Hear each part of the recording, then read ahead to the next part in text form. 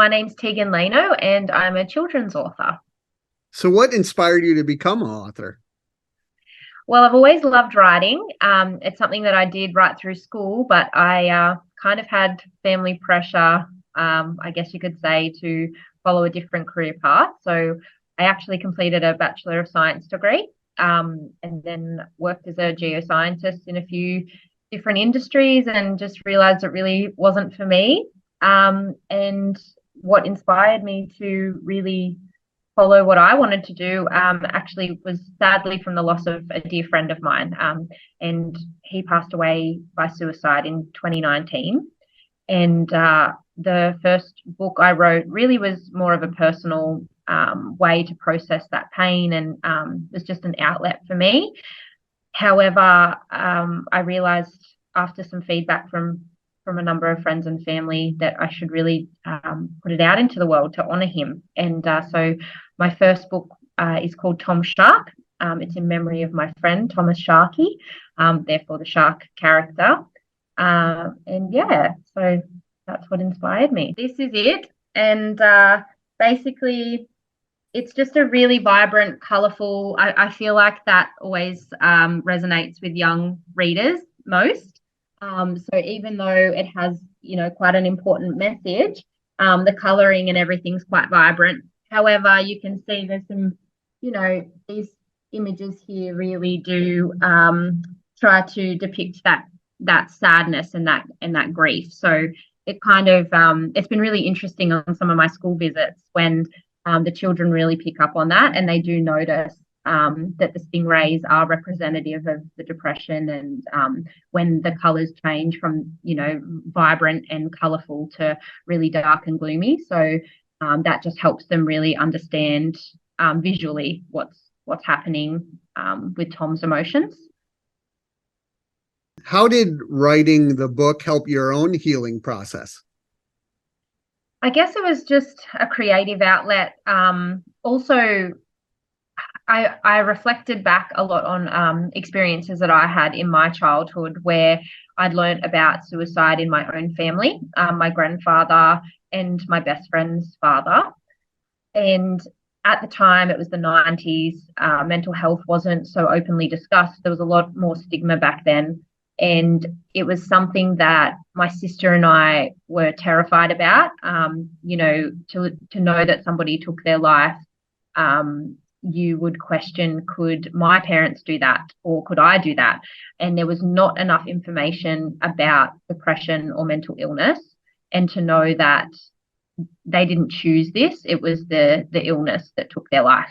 So what helped me, I guess it was almost like a healing part of my own childhood wounds, in also honoring Tom. And yeah, I just wanted there to be a book with dialogue that was honest and straightforward, not so metaphorical.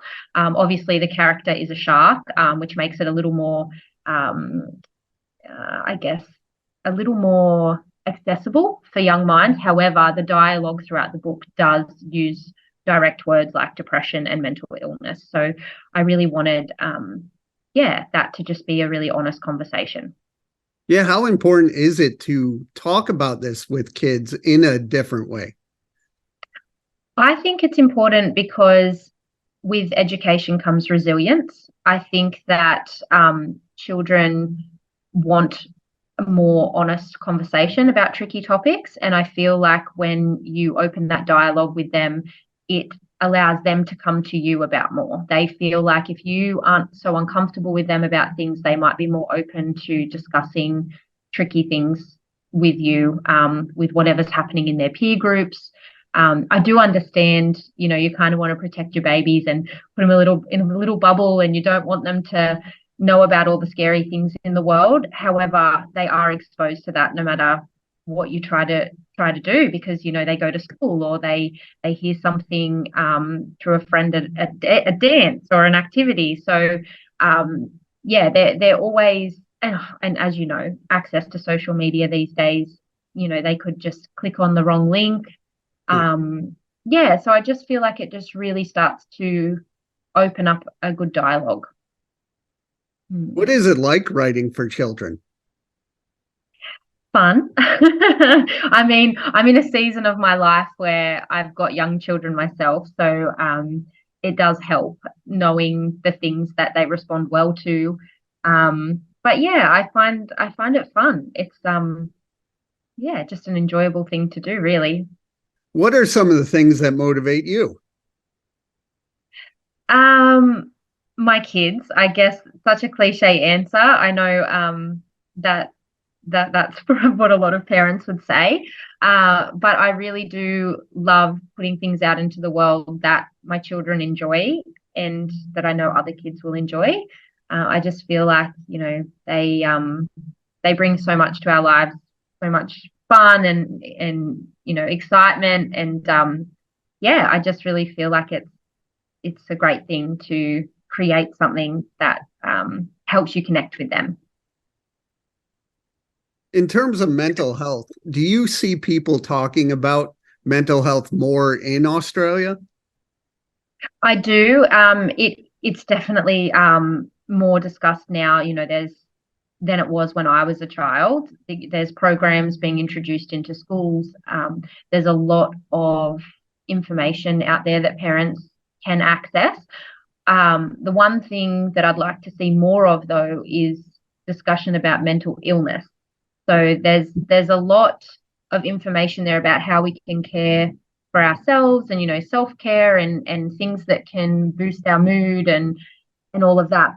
But yeah, not quite enough about the trickier subjects, which is mental illness. So and I've been reading some statistics from Emerging Minds. They're a service in Australia, and there's a lot of children with diagnosable mental illness, and it's on the rise. So I feel like it's so important to actually be honest and direct about it. What are some of the things you've learned from your own kids? Um, Definitely that some big feelings start a lot earlier than I expected. Um, some deep questions that really get you off guard can happen, and about death or about grief, about really tricky situations at school. Things can really, yeah, I think it starts a lot younger than I expected. Where do you want to see yourself in the next, say, 3 to 5 years? I would love to be being a children's author full time. This is part time for me at the moment. I would really love to be writing, creating, doing more school events, and yeah, that's what I'd really love to where I'd love to be in 5 years.